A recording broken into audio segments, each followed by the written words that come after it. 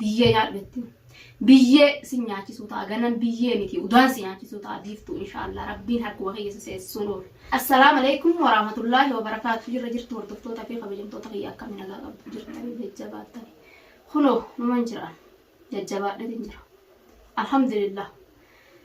Eegara way akkuma agartanii bilaal kiyyaan gaardhaa manatti hin galfanne haga ardhaa waan duule gaalu guunuma jiransa ta'i baabaa kisha ayo haanin barbaadatti kanumaanu adda ba'ee mana guyyaa meeqa guutuu numan fiiga kanumaawuu har'an fudhadhee manatti oloo deebi'e ifan kana nama bira kaa'ee sanin barbaada jee fiigu kunuu kun olaal akka jinni kana na jalatti ta'e ta'i meel mootii ta'i alhamdulillah alaa kulliyaal du'a manaa godhaase way akkuman gaa'ee dabeene alee bal'oo faa wajjibaanee barbaada akkuma agartan san barbaanne gaara barbaanne bakkin barbaadin nuun habne jechuun miciyyoon tun fuutee halkan moo kiyyaa mana namaa bulchitiin sagaruu waa gaara keessan bulchitu mee halkan manallee dhaadhamne halkan kana mana gaaruma san dha'inee laallaa bal'oon bakka nan beekaa jee gaarri san illee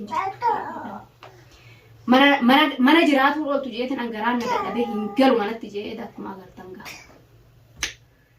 kutee achi ulaa dura dhaabbadhee akka tasaa rabbiin ulaa banaanaa godhee ulaa keessarra zaa qabdee achi eeggadhee akkuma agartan san gaa way biiftu odoo ishii silaa taateedha lubbuun ishiin baatu garuu abbaa bilaaliin dhaye hammeenya deefu waan dho'in inni fayyaan qabu haga sanuu rabbiin dhiisuu hin galleessanuu silaa ishii taatee bakka sanii bakkuma sanittiin goggoyduu silaa goggoyduu achi fuudhetin majaaritti ishii darba ture silaa ishii miti nasiiba ishiin nafaan hin dhufne ganda namaa bulchitaatee mumkin gawaanuu fiti qottu itti illaa bilbilaa isumaa akkatti cookana rabbiin natti gabbaase dafi ettee itti bilbilti mumkin ganda namaa bulanii saga waa gaara keessa ilmoo fuuteen bulchitu ilmoo guyyaa gaaraatti taphataa oolte halkan ofirraa mana namatti hojii galtiin magaalaa kanallee mana saahiba ishiillee manni ani hin barbaadin hin jiru guyyaa manaa baatee mana ala oolte halkan mana namatti galtiin isaa mumkin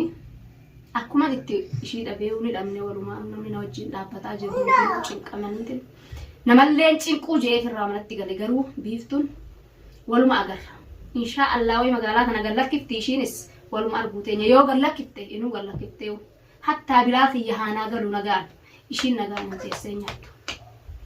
nagaan teessee nyaattu garuu akkasittiin dhayee isallee nama obbiraa dhaba way silaan nama obbiraa qabaadhe gizeen dhayee lafatti darbesan qabaniituma naa hidhanii naa galchan nama obbiraan qabu gizee saniif ummanni illeen gala kutee galif irraa naan jedhanii an garaa kamtu na galee mana na taa'a ilmoon hidda onneetii garaa kamtu galee mana na taa'a akka maraadhetti shaaraa kanarra olii gaffiiga garaa kamtu galee mana na taa'a biin illeen hin jiru du'aasanii hogganan silaanan bilbiladheetiin biinuma kanaa yaammadha jee isa dha'ee kuffisee telefoona barbaadu anguma biiftuu ja anaa dhoyte tanallee uma gubbatti na laaletuma biiftuu maalan si godhee na dhoyte ja biiftuun jechuudha khalaas goote jirti isa ilmumati ya rabbiin nagaan harkaan haa baasu ilmumati ya abbaa wajjii maraachite akka huccuufuuf ishiidhaaf hunfatanna yalaan godhine ilmootiyya akka huccuuf ishii hunfatanna yalaa haa godhuu baatte garuu rabbiin khiyanarraatti qabsiisu makluuqa waan ishiin deddeemtuun kana ishumarratti rabbi haa oolchuu yaabboleeyyan kisha ilmooti haateen hin fedhu jettiin sodaa ishiidha sodaa isaanii hin fedhu jataa'e ummatiyya hin fedhu jata bilaal kiyya jechuudha bilaal kiyya ha ummatiyya hin fedhu ji'uu miti akkatti ija duraaf daqiiqaa takkaaf ija duraan dhabuu hin danda'u jechuudha silaa xiqqoo ishii jalaa wachi wanni jee ha harkaa fiigee namatti ba'utti ilmoon xiqqoo namata jaasun akka nama guddatti of beekti rabbiin aqlii keessa kaayeti rabbiin siirii ishiin deddeemtuun tanatti narraan qabsiisinii du'aa inaa godha ummaa ta'een beeku ummaatii ta'een fedhu jettiini hin fedhu jedhaan micaan kiyya booda ilmumatiyya tanaawu ummaatiyya hin fedhu si malee jee harka ishiitti galchite na dheessisiisu taatiin shakka miciyyoo tun qaalittiin tun siiriidhaan deddeemti ilmoon tiyya tun booda yoo ummaatiyya tana Infadu jiyetteni amma uga waan ishiin akkana ittee huba matarratti guurtuuf hin beeku waan caalatti baaftee makluuqa. Ummaata infadu jaan. Montish. Beelannatti jira jaan. Ummaan isaa oduu jirtu. Beelannatti jira. Naakan neruuza jaan biyyee nyaadhu ittiin. Biyyee si nyaachisuu ta'a. Ganan biyyee miti. Udaan si nyaachisuu ta'a. Biiftuu inshaallah. Rabbiin harkuma keessa seessuun oolu. Ati ilmootiyya biyyee nyaachisuu mudattee miti nyaachisi biyyee. Haa du'u. Ittiin kanneen qoonqoo. Maal gootaatti kanneen ittiin kanneen haa du'u qoonqoodhaan. Biyyee qicadhu nyaadhu ittaan gaara keessatti baaftee ilmootiyya ta beelanna jira. Naakan neruuza siin jiru. Makhluuqa waa takka hin beeyne. Namni hawaa hin beeyne dhiisi hawaa beekuu sila garaa qoonqoodhaan hin qixaaxu ilmoo makhluuqa tana dhiisi. Laaliyyooniin addunyaa tana gubbaasin galchin biiftu. Ani bilaal kiyya dhiisatiin jira. Ani bilaal kiyya akka nama du'etti nifirraa dhiise. Garuu silaal si fanniseetiin dhaabbinatti ibidda sitti kaa'u jira. Ati ilmootiyya biyyee nyaachiftaa miti. Ani udaanin si nyaachisa. Majaariin si nyaachisa. Si udaan si siisee udaan kan keessa nyaachisuun ooluun. Meesiiriin tantee taati. Abraahimiin dhabaafte sun har'a haa waana gootu haanatti qabattu. Mee akka waana gootu laala yooniidhaan udaan si nyaachisin. Yoon addunyaa tana gubbatti ati maal nama ati waa gootee miti jiruu tantee sittiin busheessin ni agarta biiftu ni agarta. Ilmootiyya maal gootaa kana goota ajjeesire. Ajjeesi maal gootaa biyyee nyaadhu biyyee matarratti guuru maal gootaa iraarta. Makluuqa hin iraarin na jala. Garuu ansiif hin jira. Annan jira akkuma siin jeesa. Silaa eda bakka Abrahaam argadhu si argadhe. Rabbiin nanuma jaalata ture sila. Sis argatumaaf hin ta'a inshaa Allah. Sis argatumaaf hin ta'a. Guyyaa tokko sunuman argadha waan magaalaa sanaa waan biyya Yaman tana keessa jirtu sinuman argadha yoo na jalaa baafatte malee. Immootiyya lubbuu ittiin guraarin lubbuun gaafa dhalattee duutee makluunni dilii takka hin qabuuti. Hucciiftullee waa takka haati hafteef jirti wardaan. Garuu ibiddi laannaa achitti sitti kaamee na agarsiisu rabbiin kiyya. Hanga ati garaa na gubde kana gara gubeen qabeetuma ibiddi sitti kaamee na agarsiisu arguuf hin ta'a. Inshallah addunyaa irratti ibidda rabbiin sitti qabsiisuu ta'a ati tajallattee rabbi jallise. Waan siin jiru qabu. Silaarra bakka bilaal kiyya taatu amma taateerra. Gammada tureefitti ilmaan kiyya silaana jalatti akka bulgutti abbaa fuutee akkas gootee ilmaan kiyya na jala nyaatu eegalte. Na jalatti nyaatu akka waraabessatti na jalatti nyaatu eegalte. Waan nyaatu dhabde duraan nama nyaatu barteensaa nyaadhu bilaal kiyya. Garuu ani siif hin jira.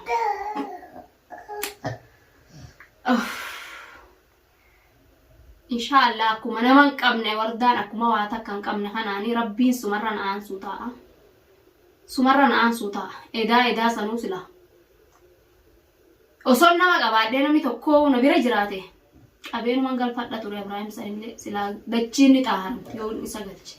Yoon isa kana hidhee na hidhaniituma hidhee manatti hidhadhe dachiin ni xaaramti. Najisni ati akkatti dachiin ajiftee akkatti olii gad deemtee fincaanii fi udaan nama baaftu kana ni xaaramta sila. Isa malee silaa kabiraa hin agartu. Namalee kabiraa arguu dadhabde. Na mi'eeffatteet na baratte. Na baratteeti amata guutuu na jalaa fuudhitte. Kabiraa ijaan arguu dadhabde. Inshallah jalaan si hambisuu ta'a. Si hambisuuf hin ta'a yoo rabbiin taate ifuma beeka abbaan bilaalillee amma ilmoo isaa akkana godhu kasaree godhu kunillee gaafa of beekee gaafa fayyee inshallah if beekee ilmoo tana akka viidiyoo jirat akka takkatti akka godhaa jirtan kana akka ati godhaa jirtu kana ijaallaale yoo habaga fayyaa isaa rabbiin ittuma deebisa sammuu isaa ta duraanii san yoo rabbiin itti deebise gaafa san anaa miti inni nuusi galchuu ta'a. Garuu ani da hammeenya leedhaa dhahee isa gadi hin ciibsine yoon dhaheetuma gad ciibsetuma silaa namumatti biinu sanatti illee taatu bilbiladheetuma qabee manatti naa galche silaa manumatti achi hidheetin sirraa dalaguu ka'e duraan rabbiin garuu na harkaa baasanii fiigee bahinillee na harkaa nama dhaba kiyyaafe humaa miti ani isa dha'uun barbaanne duraanuu silaa sumaaf hin deema sin arganne garuu sinuman argadha sin barbaade deemu jira bilaal kiyyaan tiibiif tuubee akkasitti taa'e ilmoo xiyya baabaa inshaa Allah ilmaan taa'e baabaa no rabbi naa guddisu akka bilaal ammallee harkaa qabaa kumaatamaan garaa keessatti illee naafe inshaa Allah taa'e ilmoo xiyya taa'e baabaa taa'e gurraattiiti taa'e maal taate muxxafeeta ifin godhaa usu baabaa usummaan tattee olii gaffiiguu malee waa takka sirraanfattee miti maqaa isaanii jeef keessaa ma baana inshaa Allah keessumaa ba'uutees inshaa Allah rabbii kiyya biiftuu mana afaanaa fi du'aan du'ii tokko eessatti taa'aa miti deemetu mana irrallee uswaa bakiyya khalaas waa bakiyya ilmoo tiyya kanaa waa hunda jaayiza godheetu mana irras ilmoo tiyya ganda namatti deebiseetu man uluma namaa takkatti qabatu isaa irras gaara keessa bultu gaara keessa barbaadee kan dhabeeyyiin gaara keessa silaa gaara keessa bultee maal godha inni nuu mana namaa bulanii waa bitee fi mana namatti geessuu fi deemamuu hin malee tara takkittii silaa ishuma arge way silaan ishuma arge garaan kiyya na qabbanaa yoo ni ijatiyya kanaan ishee arge ettaa'i haga ishiin na gudde kan usaamu egaa boleeyyan kiyya du'aa inaa godha rabbiin irraa si haa aansu inshaa Allah nin injifadhaan jenneen injifadha rabbiin biiftuma tana si harkas haaseesisu jaa du'aa inaa godha maal biiftuun garaa na gubdee miti garaa keessan ka isin gubate kana hunda isin qabbaneessiti ifillee qabbaneessee inshaa Allah gammaduudhaa ta'a inshaa Allah biiftuu luka ishii gamaa gamanatti hidhee ibidda hudduu ishee keessatti bobeesseera addunyaa gubbattiin ishii azabuu ta'a hanga ishiin makluuqa ilmooti kanatti azabde kana ishii azabuufin taa'anis inshaa Allah rabbiin harkaa fidu du'aa'inaa godha mucaa kiyyallee natti iyyee jirani beeleensaa amma biifoo ol seenne ammas eessattiin taa'aa miti ifirraan deddeemee garaan nan taa'u mana ilma kiyya keessa hin jirre kana keessasi ifirraan deddeemaan gabbeetuman shaarmarrallee taatu deema malee mana kanallee jibbeetin jira du'aa'u manaa godha isin inshaa Allah rabbii waa hundaa'u naa injifachiisu inshaa Allah numan injifadha egaa ilmooti ni muideensaa obboleeyyan kiyya du'aa inaa godha rabbiin kiyya tana hunda keessaa baasee biiftu malaa waan biraa naan gootan ammaan tana biiftuma rabbiin harka kan kee haana kiyyaa du'aa inaa godha hoggaa harka kiyya na naqee anuu akka godhu nan beeka anuu akka ishii godhu nan beeka ta'a meegaa isinitti illee dheeressi obboleeyyan kiyya du'aa inaa godha. Assalamu alaikum warahmatullahi wabarakatuh.